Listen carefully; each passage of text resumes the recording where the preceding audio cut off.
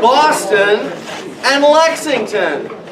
Yay!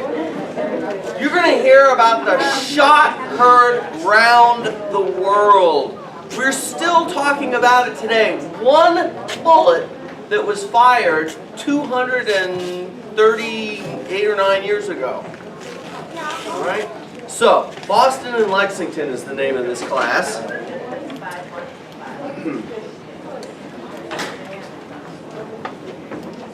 This is an interactive class. It is okay to call out, okay? You don't have to raise your hand. You can just call out an answer. However, it is helpful if you do raise your hand because there's going to be a prize.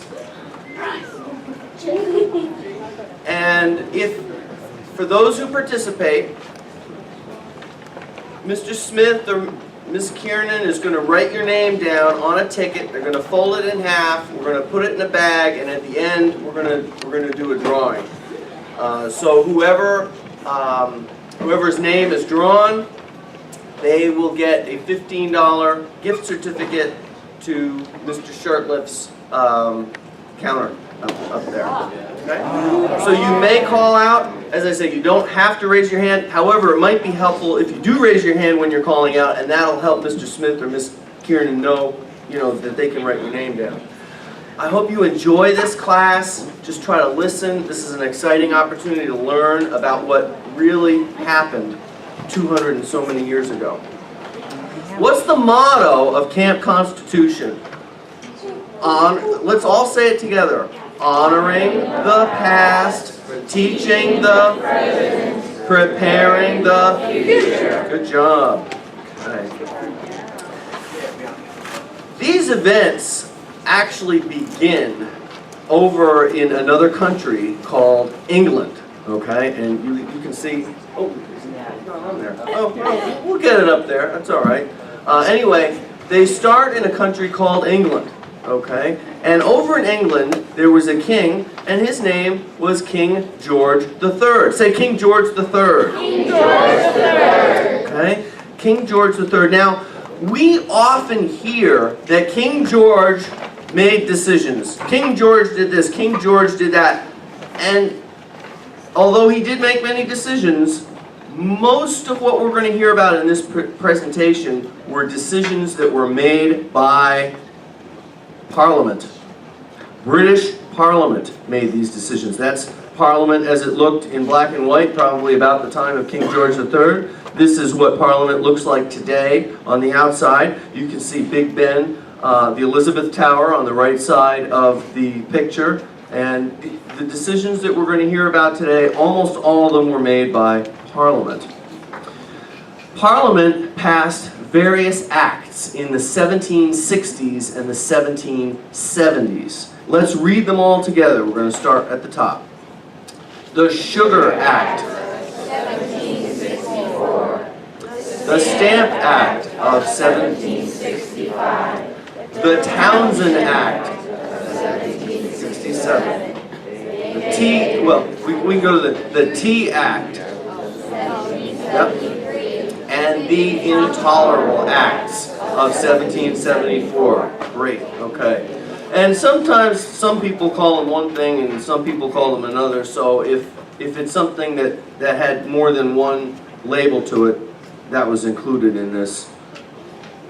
So we're going to talk about the Sugar Act first of 1764. Its stated objective was for defraying the expenses of protecting and defending and securing the well-being of the colonies. Okay? And the items that were taxed included, obviously, sugar. In fact, we can say these all together. Sugar, molasses, and lumber. Okay. And those were probably not all that objectionable back in the day. But then came the Stamp Act of 1765. And the Stamp Act was passed to help pay for the debts remaining from the French and Indian War. Taxes were placed on quite a number of items this time. But what was the French and Indian War? It was a war war fought over a territory in North America between France and England, and the Indians fought mostly on the French side, but some did on the English. Exactly right. Very good. Very, very good. Okay. And it was a 9-year period that this took place. And it was also the war where George Washington really distinguished himself as a wise military officer. In fact, at one battle, there were 18 officers at the Battle of Monongahela. George Washington was one of those 18. He was the only one to survive. And you can see the area. This right up here is generally where the British were settling, and when the British came, usually they settled. When the French came, they were in this territory so much more, and usually, not always, but usually they were more likely to capture animals and bring skins back to France and sell them and things of that nature. So they did not always stay, and so therefore there was a natural alliance of many of the native Indians in this area to ally with the French. Okay? So Great Britain incurred many debts paying to protect the British colonies. Okay, we call them the American colonies, but at that time they were really called the British colonies in America, from danger. And the colonies, which were protected by Britain, were getting this benefit, and it was being paid for by Britain. They were not paying for it themselves. So let's come back to the Stamp Act again, where we left off. To help pay for the remaining debts from that French and Indian War, taxes were passed on land grants. We'll say these together. Land grants, attorney licenses, court papers, cards, newspapers, dice, and pamphlets.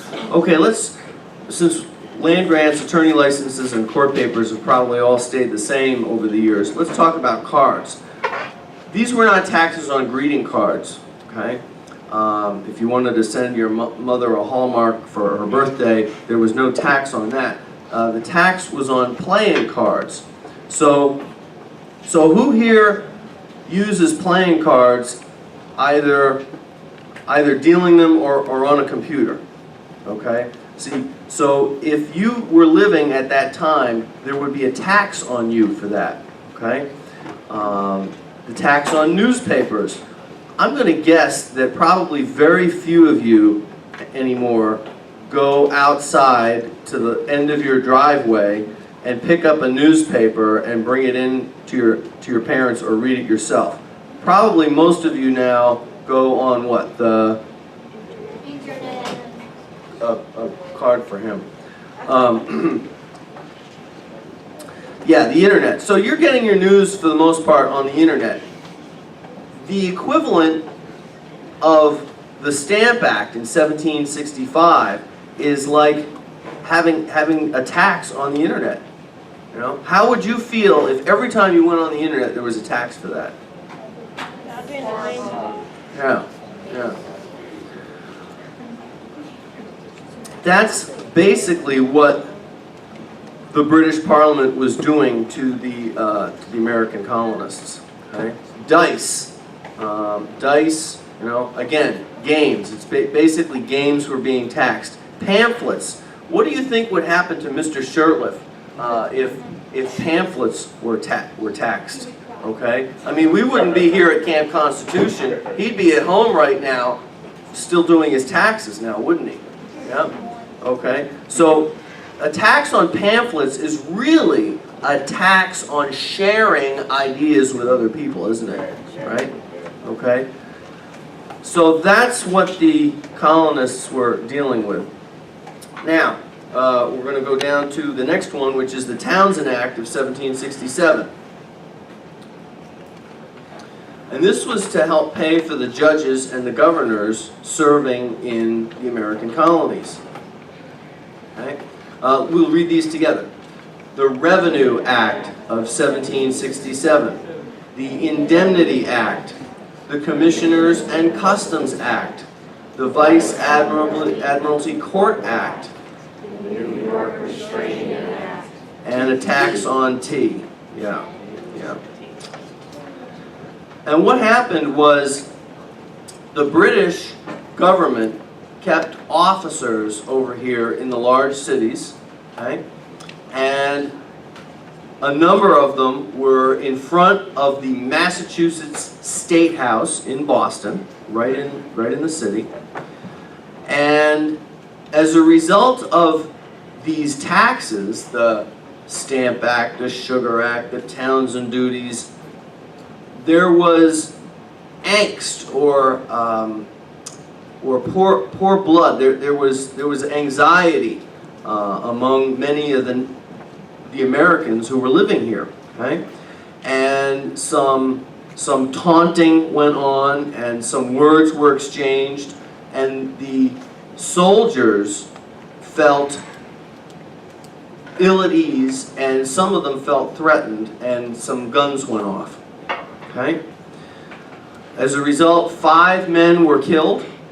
This is five Bostonians we're talking about here. 5 Bostonians were killed, and 6 more were injured. And the British soldiers were actually, most of them were found not guilty. They were defended by John Adams, who was an attorney. But 2 were found guilty of manslaughter. Okay? And the net result of this skirmish, if you will, was a total publicity disaster for Great Britain. There was a groundswell of animosity in the colonies for Britain. And it led to all of the Townsend Acts being repealed except for the tax on tea. A card for this camper here. Okay. It also led to these 2 here. It also led to a group of merchants forming in Boston, and they called themselves the, say it out loud, Sons of Liberty. the Sons of Liberty. Yeah. Who were the Sons of Liberty? Okay? Freedom fighters.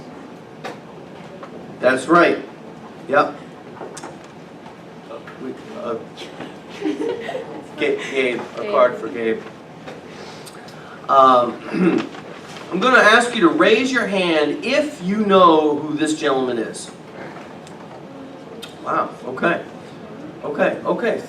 3. We're going to go through several of these Sons of Liberty, and hopefully by the time we get to the last one, we see a lot of hands. Okay, Dr. Joseph Warren. This gentleman, he was actually a medical doctor and a co-founder of the Sons of Liberty, and unfortunately, he was killed during the Battle of Bunker Hill. Mr. Moore is going to talk a lot about Dr. Warren tomorrow. Can I interrupt for a second? Yes. The ladies from my advanced group, that's Mercy Otis Warren's husband. That's cool. Yes, Mercy Warren's husband. So the next one is James Otis. Say James Otis. James Otis. He coined the phrase, taxation without representation is tyranny. Anybody heard of that? Yes. Okay. Me. Raise your hand if you know who this gentleman is. Okay. Paul Revere, another co-founder of the Sons of Liberty. Sam Adams. Okay. And go ahead, say his name out loud. There you go. Yep. The great John Hancock. So the Sons of Liberty dealt with the Tea Act of 1773, okay, which taxed tea. So who has heard of the Boston Tea Party? Okay. It was organized primarily by these 2 gentlemen, Sam Adams and James Otis, and several dozen of Boston's merchants.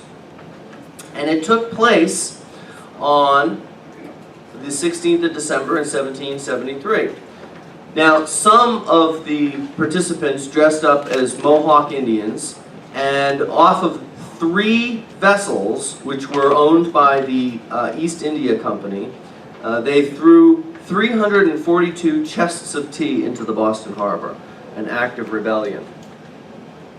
It wasn't called the Boston Tea Party, incidentally, at that time. It was only named the Boston Tea Party many years later. I think that the participants didn't want to glorify the destruction of property, but they wanted to make their point to the British government.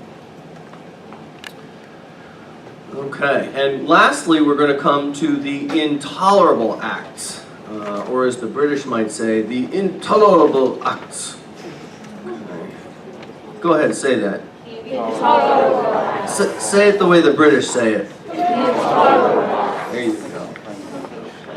Of 1774. These really raised the dander of the colonists. Okay, first we've got, and we can say these out loud together: the Boston Port Act, the Massachusetts Government Act, the Administration of Justice Act, and the Quartering Act. The Boston Port Act began to take effect on the 31st of March in 1774. It prevented the use of the Boston Harbor because the harbor was barricaded. It required restitution to the East India Company for the 342 chests of tea, and it moved the seat of government from Boston to Salem. Now let's talk about a couple of these things. What do you think that the effect was on the folks who lived in Boston? The barricading of the harbor. How do you think that affected? Yes? Well, people couldn't go anywhere or get out. Yeah. People couldn't go in and out. Oh, my name's Dr. Clark, by the way. Yes? Being that Boston was an ancient town, anyone there that did their business through the port no longer have that source of income.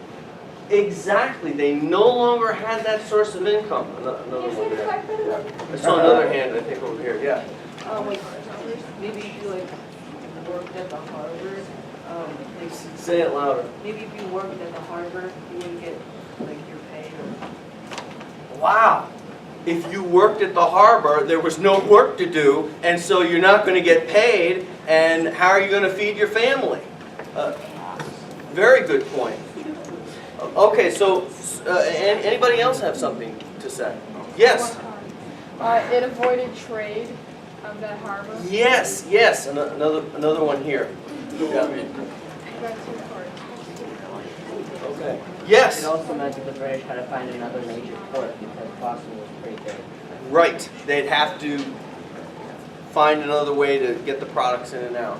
Yes. Okay. All right. Now, let's talk about the restitution to the East India Company for the 342 chests of tea. Who's going to make the restitution? It's okay to be wrong. Take a guess, Yes. Taxpayers? The taxpayers. Okay. And who are the taxpayers? The citizens? You don't know, do you? No. Well, you know what? That's right. A card for him, Samuel. And the fact of the matter is that they didn't know. So it's natural for you not to know because they didn't know. So who do you think had to make the restitution? Yes. The people? Okay. Yeah. Yes. People in Boston. The people of Boston. Okay. So we have one person that says the people and another person that says the people of Boston. Who has to pay the restitution? The British government. The British government. Okay. Well, the fact of the matter is, a card for Alex, please. The fact is it really wasn't specified. So what do you think the response was in the city of Boston. Are you ready for that? You know, I don't think they did, but give this camper a card here, okay? Yes. Oh boy, that's a good answer. What was it? That camper right What there. was it? She said outrage. People were frustrated. They were outraged. Should the Tea Party rebels pay restitution? Should the citizens of the city of Boston pay the restitution? Should the citizens of the Commonwealth of Massachusetts pay restitution? Well, this just got everybody upset. Okay, now, the seat of government was moved from Boston to Salem. Boston and Salem are approximately 25 miles apart. How easy is it to travel 25 miles? Not very easy. Not very easy, yeah. This real one. It's not very easy, okay? No one had a motor car. You know, you were lucky to have a horse. And if you didn't have a horse, there was no train, right? You couldn't get on the Boston T, okay? So if you needed to go to the city to have a paper signed or get a license or some people may have traveled to Boston not knowing that, whoops, the office was moved to Salem. How do you think that made them feel? Okay. Do you think that those people felt happy toward the British government? No. All right. So, let's talk about the Massachusetts Government Act. This changed the system of local government, which, if a town meeting needed to be called, the town meetings were called pretty regularly, and it permitted only one town meeting to be called per year. Now, how do you think that made the citizens in Massachusetts feel? Yes. Outraged. Yes. Yeah. Take it from here. Yes. Well, if they wanted to bring something up, they couldn't. It's only once a year. Yes, if they wanted to bring something up, they couldn't because it was only once a year. Yeah. Yes. Restricted. They felt restricted. Yeah. Yes. Felt like they had no power over anything if there was only one. They felt like they had no power over anything. Can you imagine if a dam was spilling over and the water was ruining property or a road, and they had to wait 11 months to call a meeting to figure out how to solve the problem? Do you think that made people mad? Yes. Yeah. Okay. So, next is the Administration of Justice Act, and that permitted those from Britain who were accused of crimes in the colonies to be tried in Britain. If you hopefully you have your little booklet. Open this one up to page 22. Or, yeah, 22.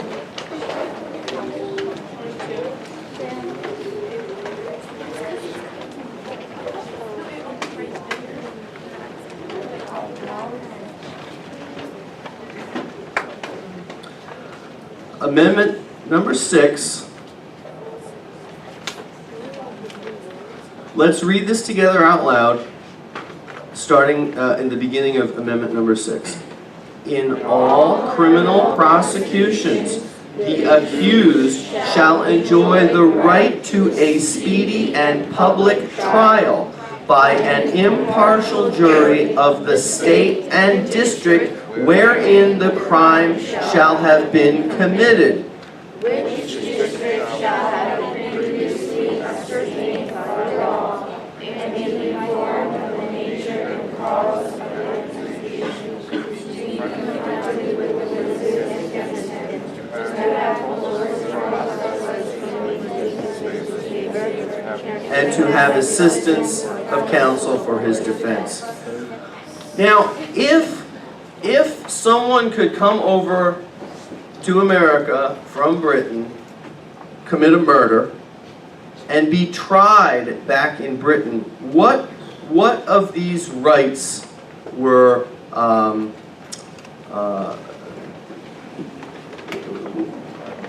where were the impediments to these rights? Yes. The fact that it wouldn't be a speedy trial because of the fact that you have to travel back to Britain, and then the fact that it wasn't in the place the crime was committed. Right. Say that again so everybody can hear you. The fact that it wasn't a speedy trial because you have to travel all the way back to Britain, and the fact that it was not within the district that you committed the crime. Great.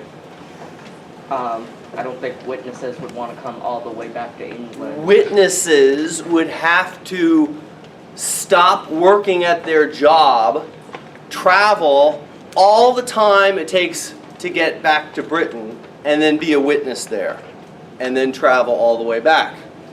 Very good. Hard for him. It wouldn't be Okay. impartial? It wouldn't be impartial? Possibly. Card for him.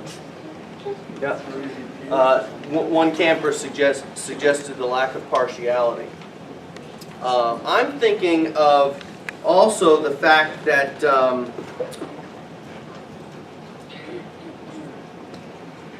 we just went right in my head and right out of it. That's okay. Okay. And lastly, the Quartering Act. Okay, the Quartering Act. Now this act didn't upset the folks in Massachusetts all that much, but it was applicable throughout the 13 colonies.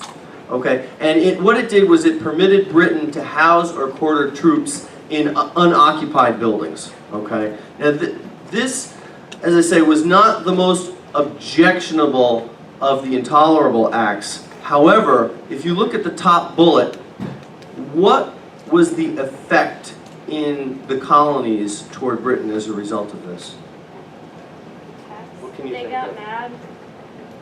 Tax. The, card for him. What did you say, Haley? Good try. Card for Haley too. Yeah.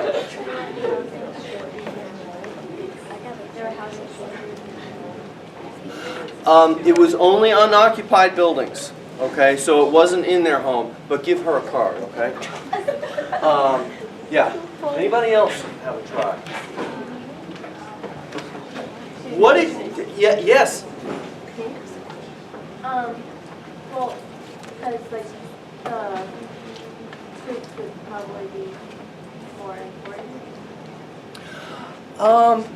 Possibly. Give her a card.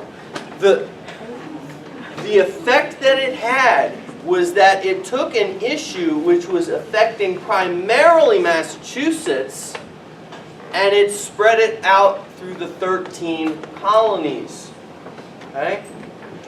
So many more people in America were beginning to resent what the British were doing. That was the real effect that it had. Okay. Okay, so these were the intolerable acts, and we've talked about most of these results. Citizens in other colonies felt that their state government could be impeded. Okay. It increased the resolves of the Sons of Liberty and increased the number of allies they had, and it also led to the formation of an alliance. And we call that alliance the First Continental Congress, the First Continental Congress of 1774. Okay? Now, some people call this the Continental Association. Some people call it the Articles of Association. Some people call it the Association of the American Continental Congress, and others call it the Association, but it was formed in 1774, and regardless of what you call it, it's still the same thing. This is it. Okay. Its signers included, who's this? George Washington. John Adams. Patrick Henry. This is Roger Sherman from Connecticut, the only man to have signed the Articles of Association, the Articles of Confederation, the Constitution, and the Declaration of Independence, Roger Sherman. And he's really the one that gave us, he was instrumental in having Congress be two branches as well. And who's this right here? Benjamin Franklin. Samuel. Samuel. He's a little bit younger there, so you might not recognize him. Okay, now at this time, in 1774, King George III began to appreciate that there was a schism developing between the colonies and Britain. And King George said, you know, we need to offer forgiveness to the rebels, and he wanted all the rebels to be forgiven.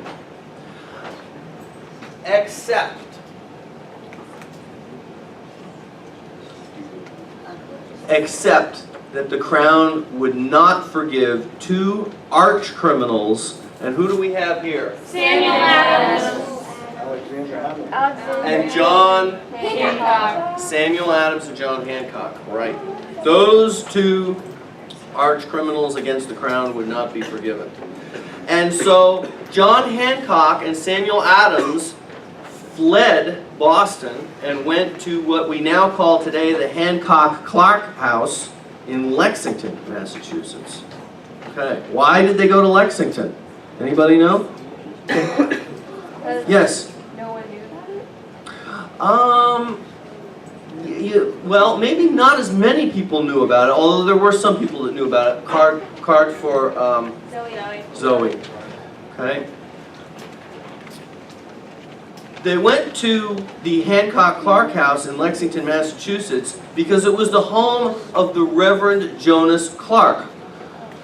And John Hancock's grandfather was the pastor of the Church of Christ in Lexington, okay, for 50 years.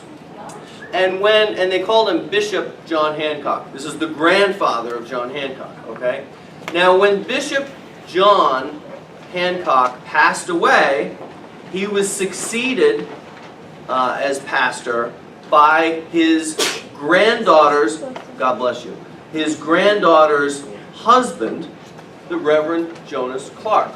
So John Hancock's cousin was married to this man here. His wife was Lucy.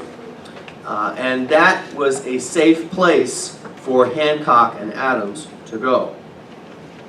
However, there were some people that knew that. And Dr. Joseph Warren made arrangements to see that Adams and Hancock were protected.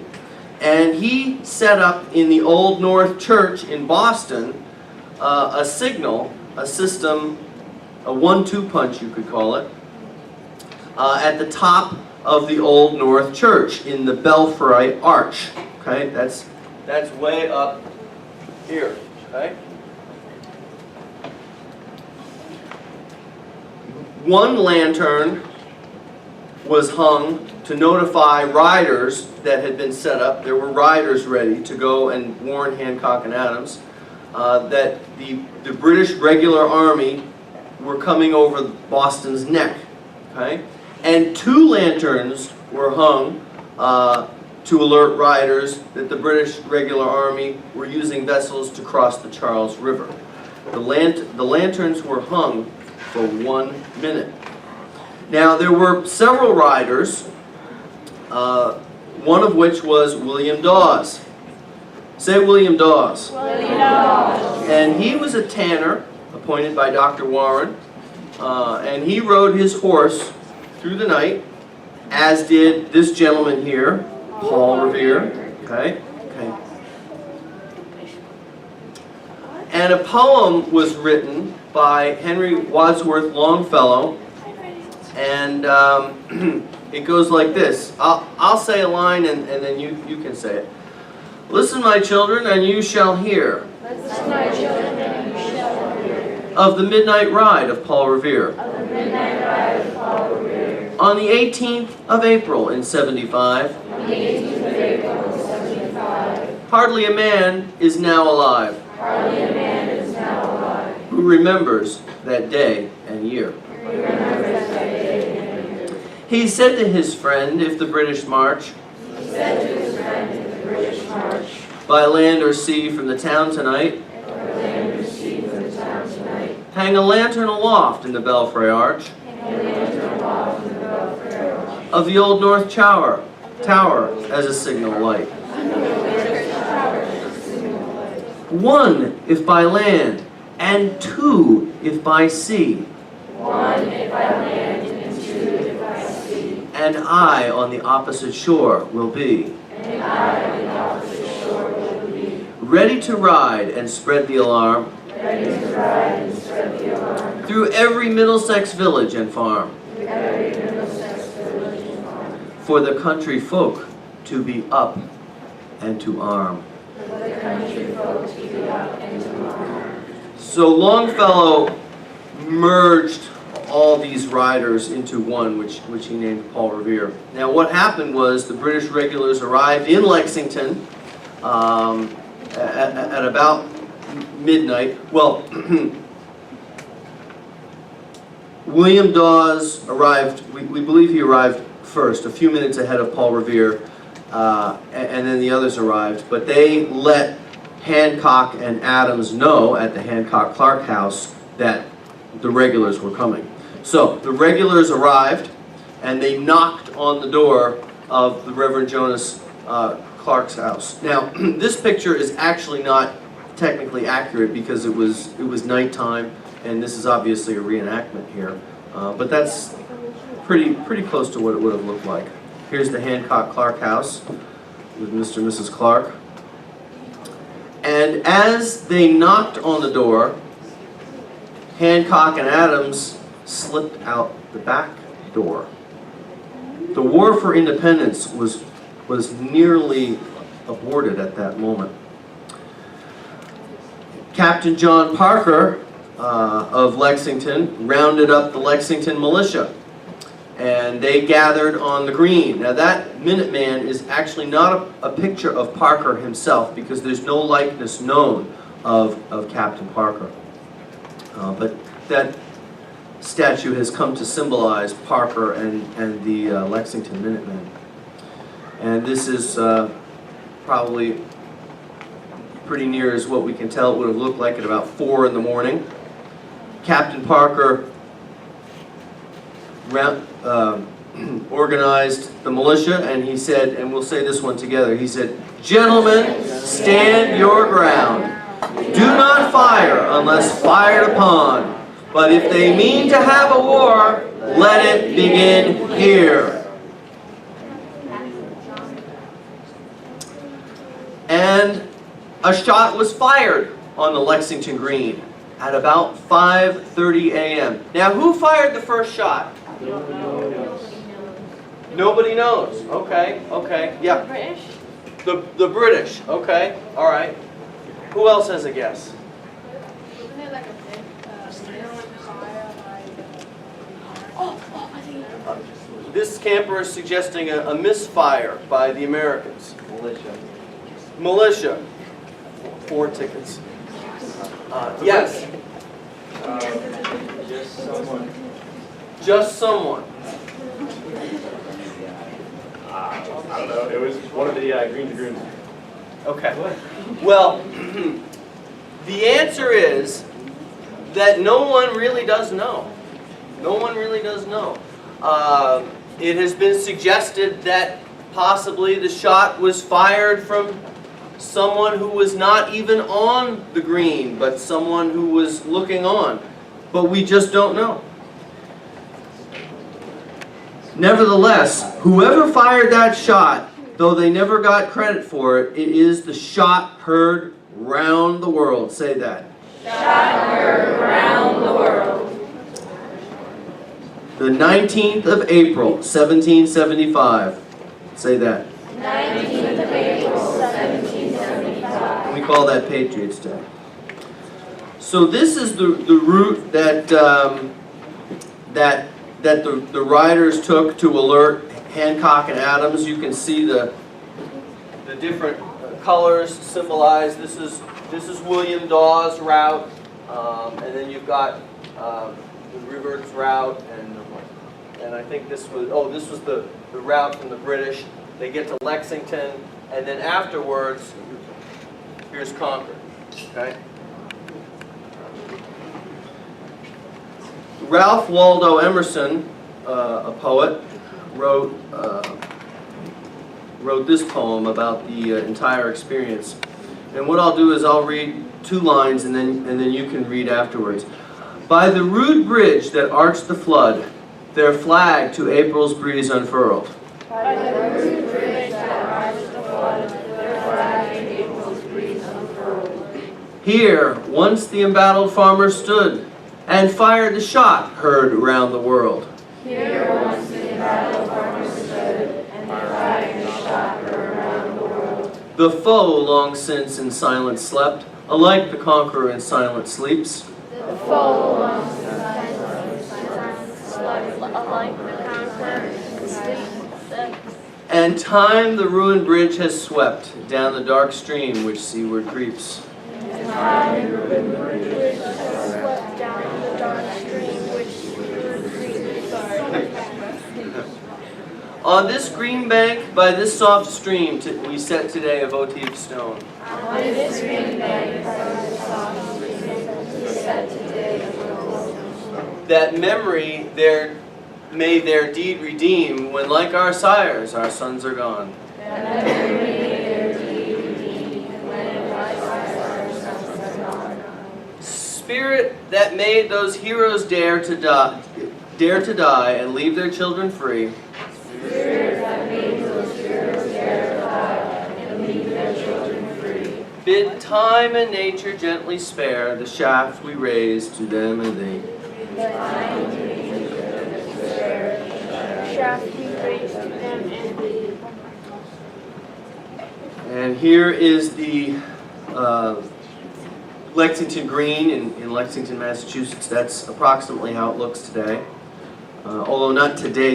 This picture looks like it was taken in the fall. This is the Lexington Minuteman. This is a stone that is at the Lexington Green. I know some of you have been there and seen it. It's got Captain Parker's words etched in. Stand your ground. Continental Congress realized by June of 1775 that the colonial army needed a general to oversee and to lead the troops. And John Adams, a member of the Continental Congress, stood up to make a nomination to be the American general. And everyone was wondering, well, who's he going to nominate? Is he going to nominate Samuel Adams, arch rebel, his cousin? Is he going to nominate John Hancock. John Hancock, the wealthiest gentleman in New England, the greatest funder of the cause for liberty? Is he going to nominate Washington. That's okay. This is Dr. Joseph Warren. Is he going to nominate Dr. Joseph Warren, the medical doctor, the co-founder of the Sons of Liberty? Or is he going to nominate James Otis, another co-founder of the Sons of Liberty, who coined the phrase "taxation without representation is tyranny"? Well, that's Mr. Adams. That's John. That's Mr. Adams. Yeah. But that's okay. Let's give this girl a ticket. Let's give this camper a ticket because she tried. Okay? All right. Well, the answer is he nominated none of them. But rather, Mr. Adams nominated this man. Who's that? Everybody say it. George Washington. And Washington was, in fact, named Commander-in-Chief of the Continental Army. He was a 43-and-a-half-year-old military veteran from Virginia and had impeccable leadership and honor. And this is the end of our presentation, Boston and Lexington.